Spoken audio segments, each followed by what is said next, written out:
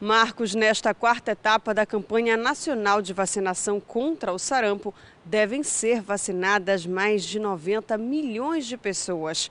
Mesmo diante da pandemia da Covid-19, o Ministério da Saúde reforça a importância de se vacinar contra o sarampo, porque é uma doença grave e de alta transmissibilidade.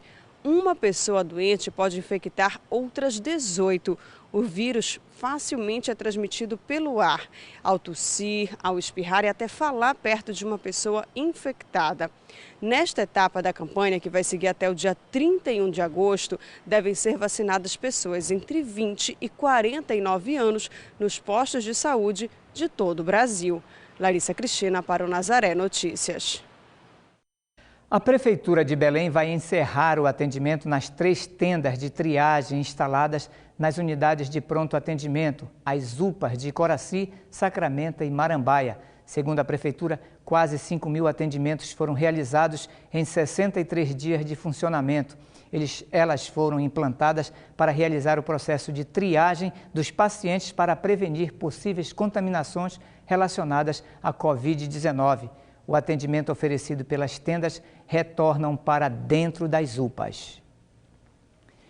E agora o assunto é economia. O balanço com a trajetória de alta nos preços do botijão de gás de cozinha de 13 quilos comercializados no estado do Pará foi divulgado na última semana pelo DIEESE. Segundo o órgão, o estado tem o 7º botijão mais caro entre os estados brasileiros.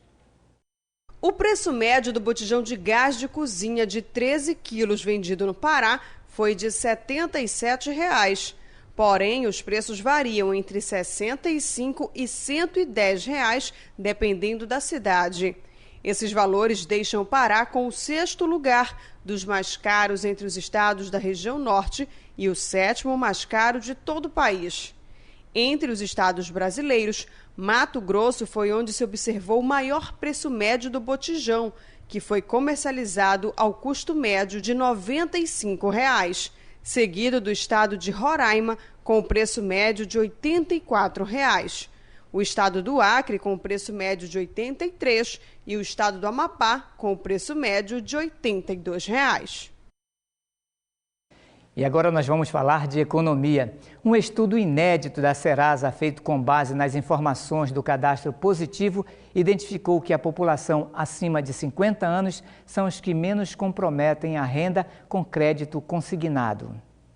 Segundo o levantamento realizado em maio, a população deste grupo paga uma parcela média de R$ 432,00, o que representa 14% da renda.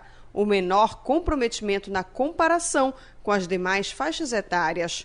O resultado é próximo da média geral. O consignado compromete 14,2% do poder de compra dos brasileiros inscritos no cadastro positivo. Os brasileiros acima dos 50 anos também são os mais adeptos ao crédito consignado no país, que é o empréstimo conhecido por ter a menor taxa de juros do mercado e por descontar as parcelas diretamente da folha de pagamento ou da aposentadoria. Considerando a população em geral, o Nordeste lidera o uso do consignado com 20%. Na sequência estão o Norte, com 18,5%, a região Sudeste, com 16%, e Sul, com 15,4%. Na outra ponta, o Centro-Oeste é a região que menos utiliza essa modalidade de crédito, com 13,9%. E vamos falar de combate à violência contra os idosos. De acordo com o governo federal, os casos de violência patrimonial contra idosos tiveram um aumento de 19% no ano passado. E para evitar um novo aumento este ano, a partir de agora, os cartórios de todo o Brasil vão monitorar procedimentos suspeitos que podem estar relacionados à violência patrimonial ou financeira contra idosos. Juliana Brito tem mais informações. Os cartórios ficarão atentos a procedimentos como a antecipação da herança, a venda de imóveis e também movimentação bancária do idoso. Se houver indício de violência patrimonial ou financeira, a situação deve ser comunicada à polícia, à Defensoria Pública ou ao Ministério Público. Lembrando que, pelo Estatuto do Idoso, é crime se apropriar ou desviar bens de idosos e a pena pode variar de 1 a 4 anos de prisão.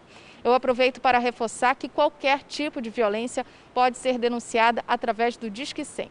Juliana Brito para Nazaré Notícias.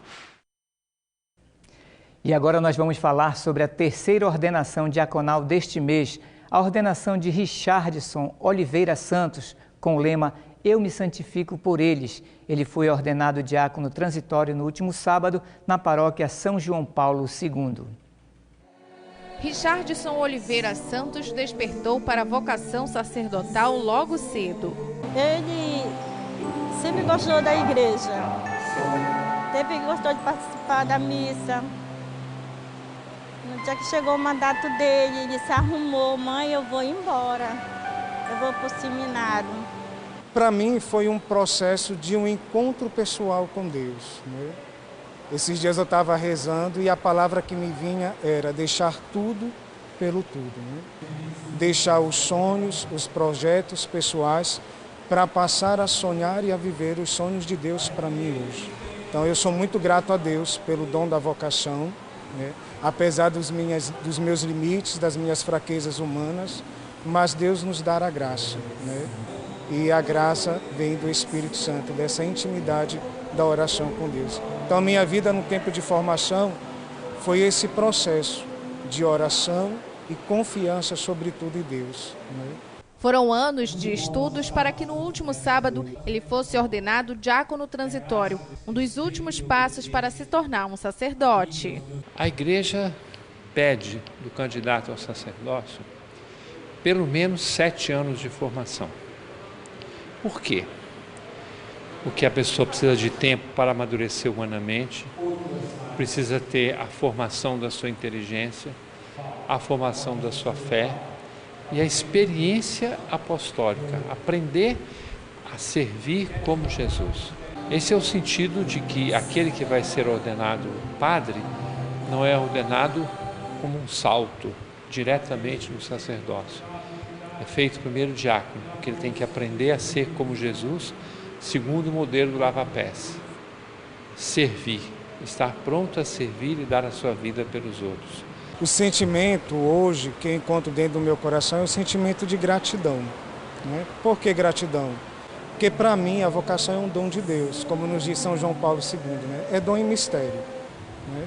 É dom porque é Deus quem chama, né? E é mistério porque também é Deus que nos forma através daquele que nos confia a formação, né? Então a vocação é isso, é um sinal de um chamado de Deus, de uma resposta do homem para com Deus, que se envolve nesse mistério de amor, né? Então, para mim, tem essa dimensão e a palavra hoje, é o único sentimento que brota, é a gratidão.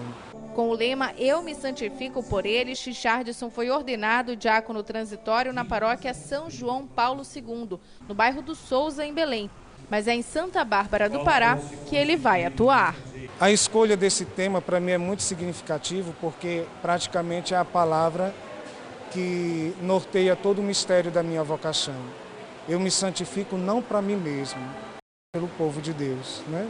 Então o chamado de Deus é esse, Deus que chama do povo, traz para um período de formação e depois nos devolve ao povo.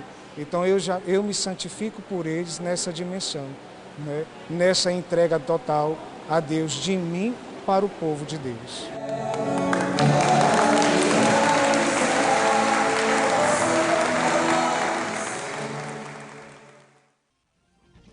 A Rede Nazaré de Televisão busca, neste período, levar uma informação precisa e com veracidade. Os nossos programas estão adaptados para este momento, para não deixar você sem informação. Mas para continuarmos com o nosso trabalho, precisamos que você, membro da família Nazaré, não deixe de fazer a sua contribuição. E para você, membro da família Nazaré, ou pessoas que queiram contribuir para a evangelização na Amazônia, pelos meios de comunicação da Arquidiocese de Belém, Rádio, TV, Portal e Jornal Nazaré, temos uma maneira mais fácil. É só apontar o seu celular para o nosso QR Code, esse ícone aqui no canto da sua tela, que você será direcionado para a página do nosso site. No site, você pode fazer tranquilamente e com comodidade a sua doação. Ajude, seja fiel. E essas foram as notícias de hoje. Para dar sugestões de entrevistas ou de reportagens, envie para o nosso WhatsApp. O número é o 988023444. E se você quiser rever nossos vídeos, acesse o portal Nazaré, www.fundacionazaré.com.br ou acesse a nossa página no Facebook. Ajude os meios de comunicação da Arquidiocese de Belém. Faça parte da família Nazaré. Ligue 4006-9211. Nazaré Notícias de hoje fica por aqui. Nos encontraremos amanhã na próxima edição. Até lá!